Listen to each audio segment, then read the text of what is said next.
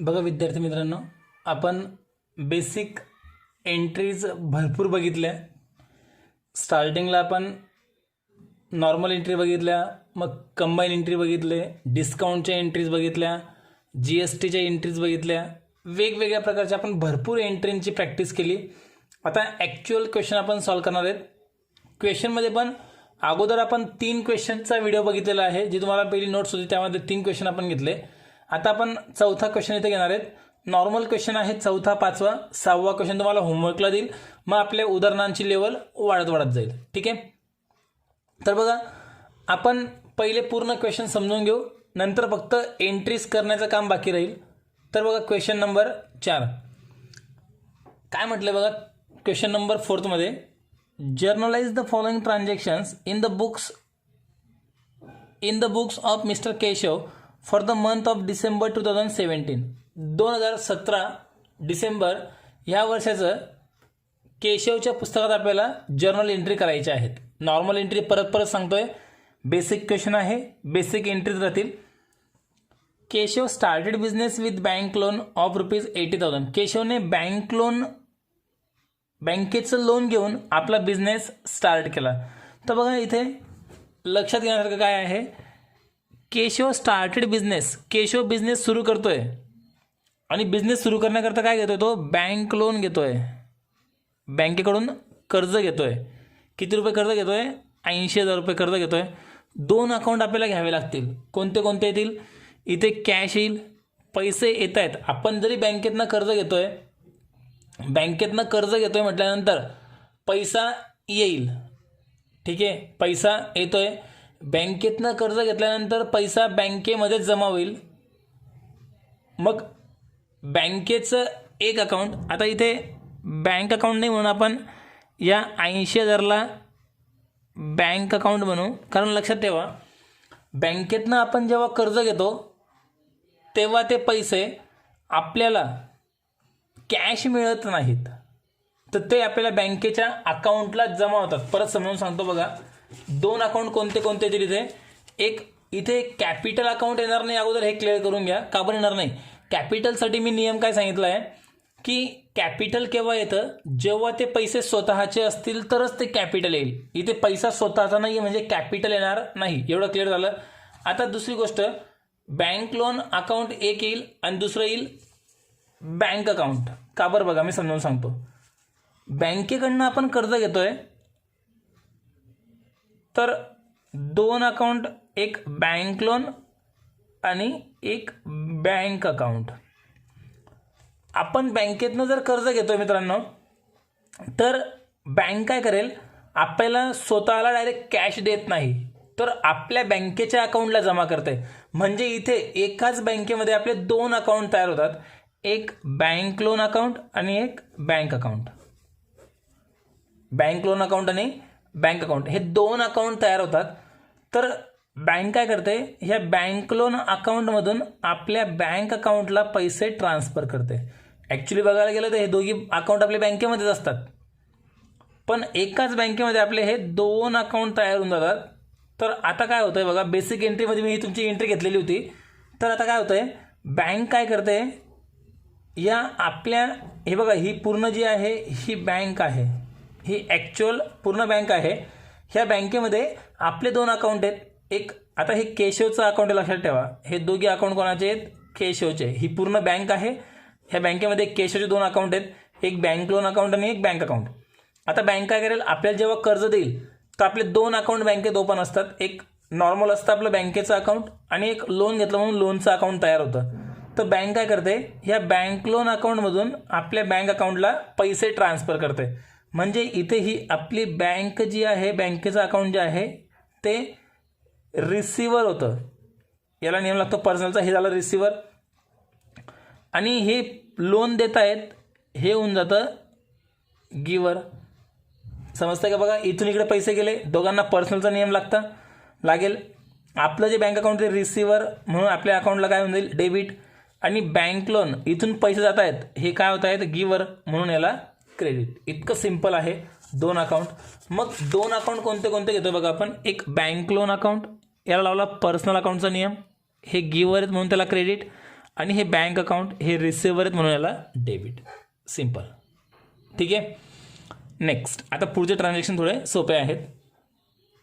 Purchase furniture from Shrinivas ply Jalgaon. आपण Shrinivas प्लायवाल्याकडनं furniture खरेदी केलं 35,000 रुपयांचं.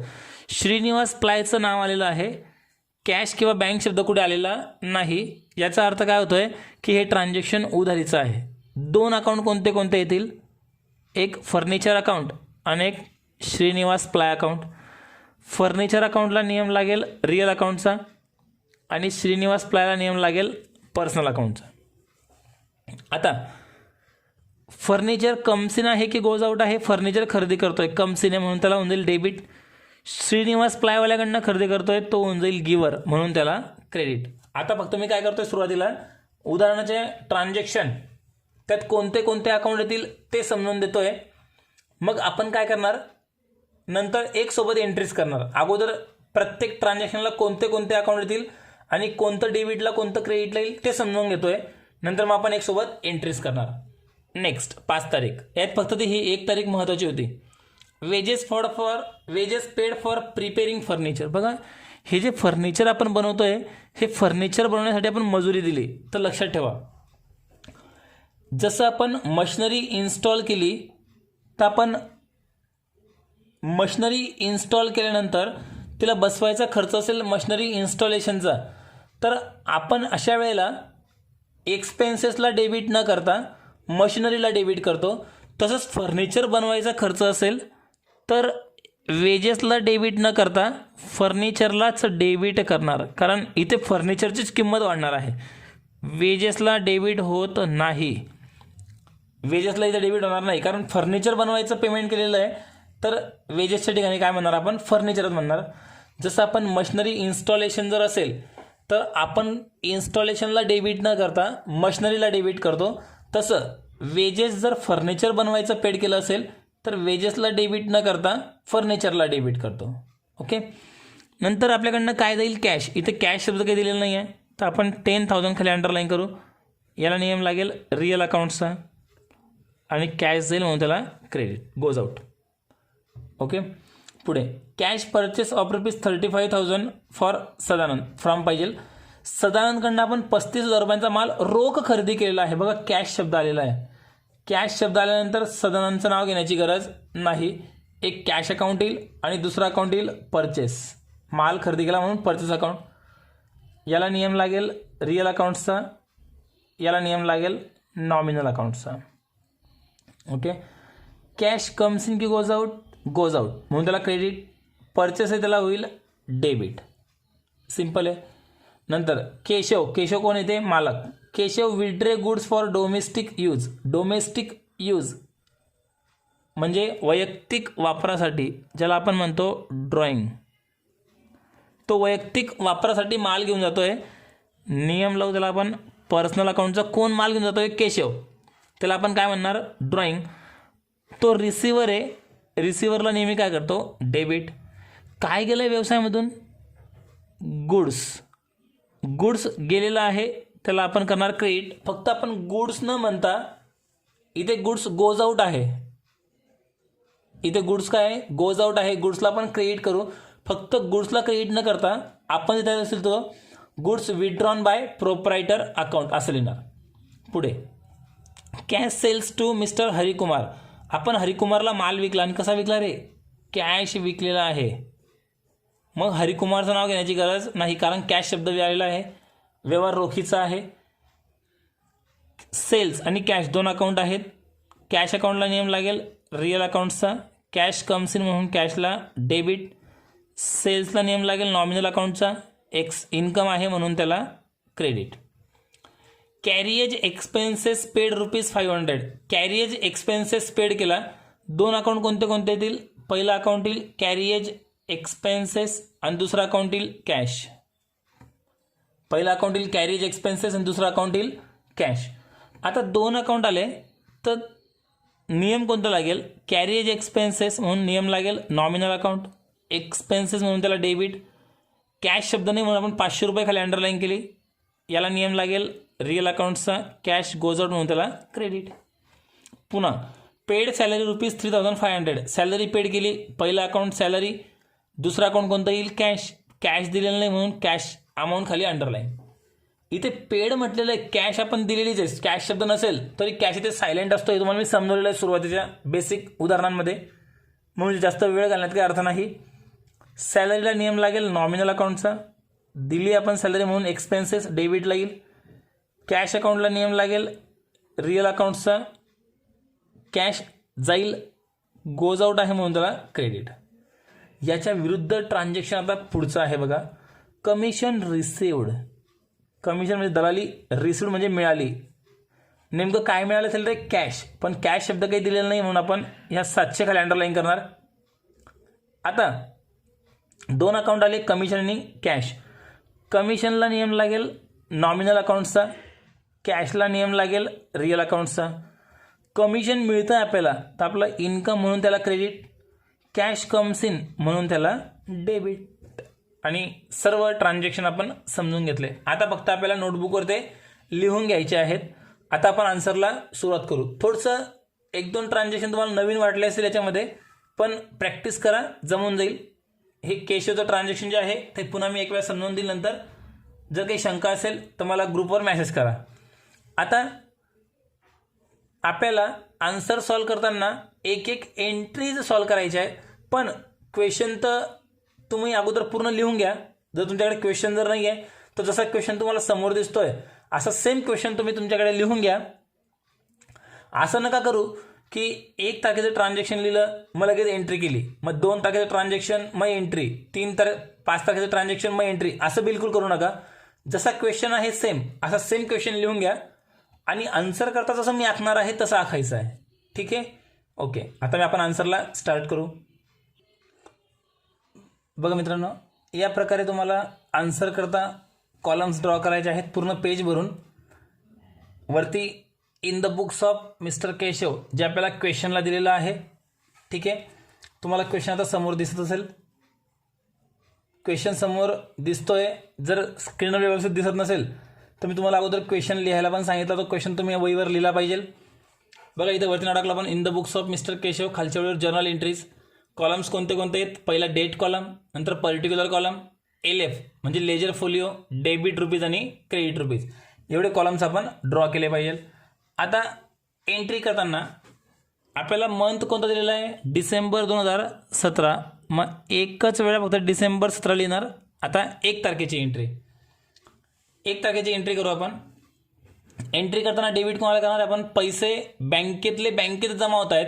बँकेतनं कर्ज घेतल्यानंतर पैसे हातात कॅश नाही मिळणार, आपल्या पहिले अकाउंटला जमा होईल. 2 अकाउंट तयार होतील, एक बँकेचं लोन अकाउंट आणि एक नॉर्मल बँक अकाउंट ज्याच्यामध्ये आपली शिल्लक जमा असते.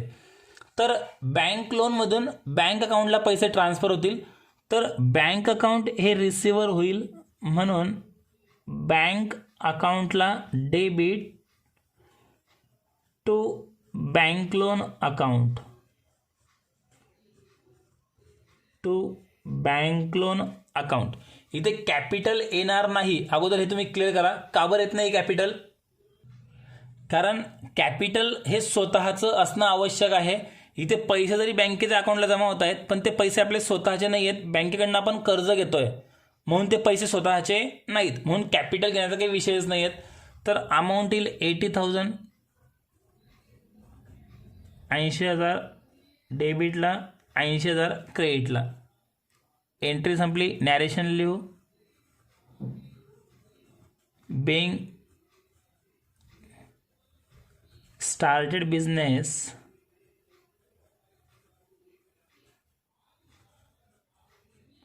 With bank loan. आणि फायनली पहिली एंट्री आपली संपली. तुम्ही सेम असे कॉलम्स ड्रॉ करायचे आहेत तुमच्या नोटबुकवर. एक एंट्री संपली की पर्टिक्युलर कॉलममध्ये असे अंडरलाईन करून घ्यायची पूर्ण एक. आता पुढची एंट्री तारीख आहे 2. काय म्हटलंय बघा, purchase furniture from Shrinivas ply ₹35,000. आपण श्रीनिवास प्लायवाल्याकडून 35,000चं फर्निचर खरेदी केलं. फर्निचर कम्स इन आहे. फर्निचरला अगोदर डेबिट करू.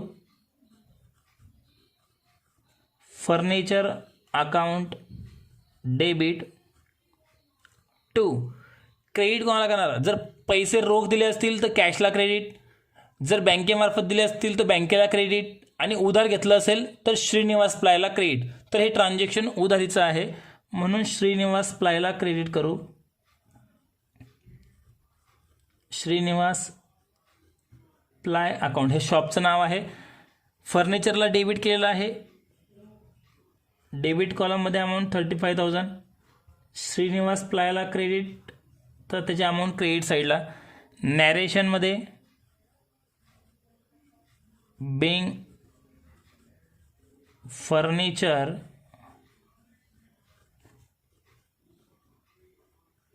Purchase on credit. Being furniture purchase on credit. आणि हे नॅरेशन तुमचं कंप्लीट झालं. एंट्री संपली की काय करायचं, फक्त पर्टिक्युलर कॉलममध्ये लक्षात घ्या, फक्त पर्टिक्युलर कॉलममध्ये अंडरलाईन करून घ्यायची. अमाऊंट कॉलममध्ये करायची नाही किंवा डेट कॉलममध्ये करायची नाही, फक्त पर्टिक्युलर कॉलममध्ये अंडरलाईन करणार. नेक्स्ट ट्रान्झॅक्शन आहे 5 तारीख. 5 तारखेला काय म्हटलं आहे, wedges paid for preparing furniture. आपण जे हे फर्निचर खरेदी केलं होतं प्लाऊड वगैरे ते बनवलं आपण, तर त्यासाठी आपण मजुरी दिली 10,000 रुपये. तर अशा वेळेला आपण खर्च न मानता पुन्हा आपली मालमत्ता वाढते, तर पुन्हा फर्निचरलाच डेबिट करत असतो आपण. तर furniture account debit 10,000 to cash account 10,000. Narration लिहू. Being wages paid for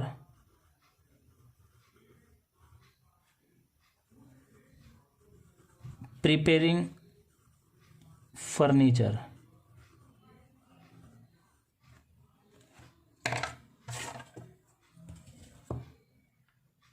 he पण एंट्री कंप्लीट. नेक्स्ट डेट आहे 7. काय म्हटलंय, कॅश परचेस. कॅश परचेस म्हणजे रोख पैसे नाही खरेदी केले आपण, मालच खरेदी केला असेल. माल जर खरेदी केला असेल, गुड्स खरेदी केला असेल, तर आपण त्याला नेहमी परचेस म्हणतो. तर माल खरेदी केलेला आहे रोखीने फ्रॉम सदानंद. सदानंदकडनं रोख माल खरेदी केला, तर सदानंदचं नाव घेण्याची गरज नाही आहे. ठीक आहे, तर फक्त आपण कोणते 2 अकाउंट घेतले इथे, कॅश आणि परचेस. तर परचेस अकाउंटला डेबिट होईल.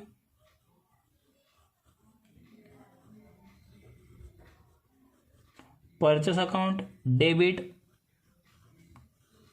To cash account. अमाऊंट आहे याची 35,000.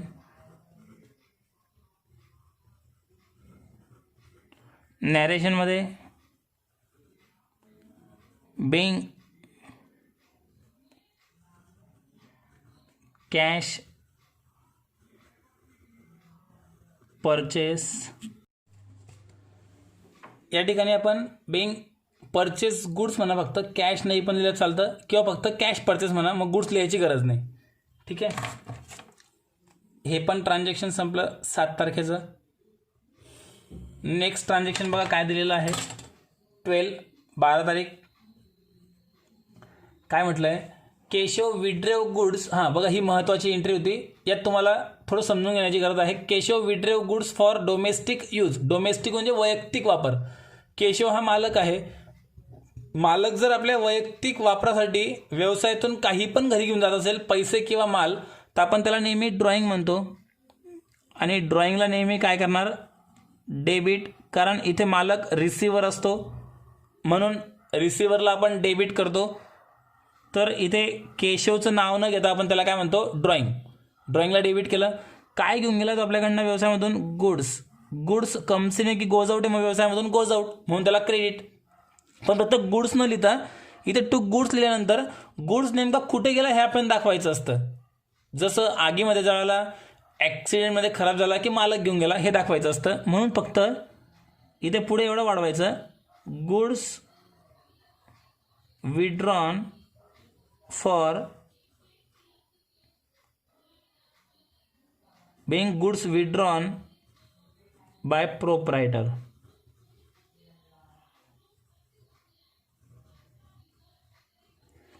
Bing goods withdrawn by proprietor account. नॅरेशनमध्ये being goods withdrawn for domestic use.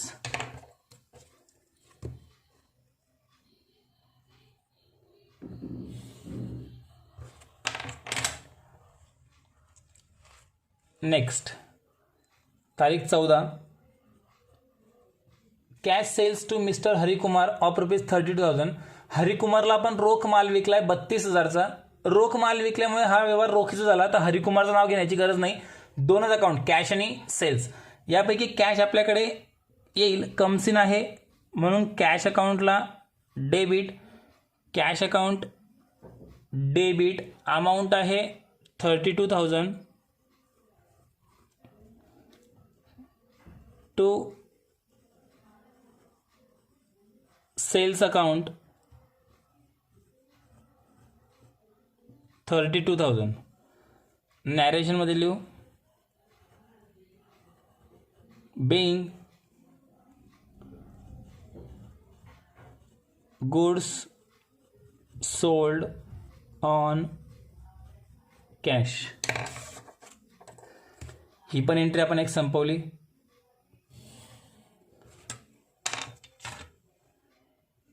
Next आहे 19 तारीख. आता इथे बघा, एंट्री करायला एकच एंट्री जागा आहे, बाकी एंट्री आपण पुढच्या पेजवर करता येते. मग इथे एंट्री करू आपण. नेक्स्ट 19. Carriage expenses paid ₹500. दोन अकाउंट कोणते कोणते? कॅरिएज एक्सपेन्सेस आणि कॅश. कॅश तर दिलेलं नाही आहे, पण कॅरिएज एक्सपेन्सेस जर पेड केलेला आहे तर आपण पैसेच दिले असतील, म्हणून कॅश अकाउंट इथे घ्यावंच लागतं. दोन अकाउंट दिले. कॅरिएज एक्सपेन्सेस आहे म्हणून त्याला डेबिटला. Carriage expenses account debit to cash account. Amount आहे ₹500. नॅरेशनमध्ये बिंग कॅरिएज एक्सपेन्सेस पेड. ही एक एंट्री संपली. आता बाकी एंट्रीज ज्या आहेत पुढच्या दोन, त्या आपण ह्या साईडला करणार आहेत. एकदा मी कॉलम ड्रॉ करून घेतो. बघा, मी कॉलम्स ड्रॉ केले. नाव देऊन देऊ date, particulars LF, debit rupees, credit rupees. Next date आहे 25. सॅलरी पेड केलेली आहे. एंट्री काय होईल? Salary account debit to cash account. Amount आहे ₹3,500. 3,500. नॅरेशनमध्ये being salary paid. Second last entry पण complete. Next entry 27. Commission received. आता कमिशन मिळालं आहे आपल्याला. आता कमिशन मिळाल्यानंतर कॅश येईल की जाईल हे समजलं पाहिजे. कॅश कम्स इन आहे म्हणून कॅशला debit. Cash account debit. Amount आहे 700. कशाबद्दल मिळालं? कमिशनबद्दल. तर कमिशनला क्रेडिट. इन्कम आहे म्हणून टू कमिशन अकाउंट 700. नॅरेशनमध्ये बिंग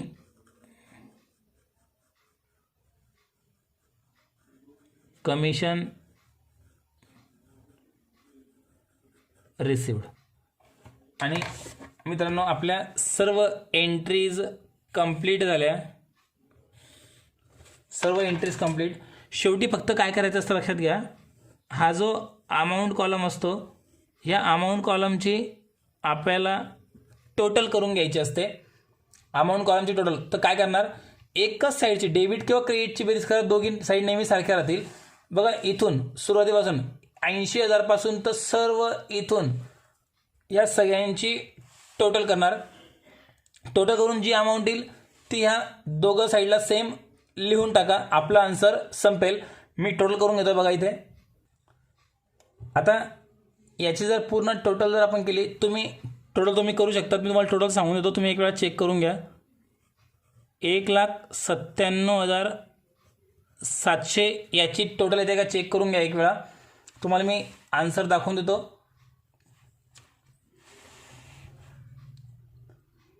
या प्रकारे आपला आन्सर पूर्ण कंप्लीट केला आपण. एंट्रीज तुम्ही व्यवस्थित लिहून घ्या. आन्सर व्यवस्थित तुमच्याकडे लिहिलं असलं पाहिजे. टोटल तुम्ही स्वतः एक वेळा करून बघा आणि पहिला क्वेश्चन आपला इथे संपेल.